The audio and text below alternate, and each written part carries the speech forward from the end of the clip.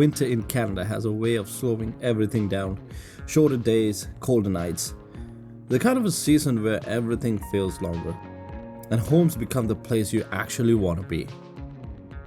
Over the time, you realize upgrades aren't always about buying more things. Sometimes it's about improving the moments you already have. In this video, it's about a lifestyle upgrade I'm doing, a PS5, a Sony TV and a soundbar adding into my studio. Not just for gaming, but for how I relax, unwind and enjoy my space. Most of us spend hours every week watching content, gaming or listening to music. But a lot of setups are built just to work, not to feel good. I wanted something cleaner, more immersive, and more intentional. A setup that feels calm during the day and cinematic at night. It's too late, right? To get all this stuff. I'm in my 30s and I'm building my first ever gaming setup with a PlayStation 5. I've never owned a PlayStation. I've played PlayStation with my friends and cousins, but yeah. Some of you might think like, yo, are you kidding me? Why now? Well, here's what I want to tell you guys. All of my tech stuff that I have will be on content creations, including my PlayStation 5, right? As well as for entertainment purpose. So I'm gonna do both. Right now, my studio is in complete mess because I got so many things here and there. I'm completely messy. My TV behind me and then the TV stand below. I got so many things to work on, arrange. I gotta set up my gaming setup. So 2026 will be a super heavy year for me because I'm gonna be starting my gaming setup, building my gaming setup in my studio. Usually it's a content creation studio. Now I have to separate my sections into a gaming section and my photography artwork. So that is how I look go into 2026 with this channel, The Red Dot. And I'm taking my first step of making this video, probably gonna be the last video of this year. So it is the one, yeah, it is the one. I'm super excited to open the boxes and see what's inside. Let's go ahead and do that.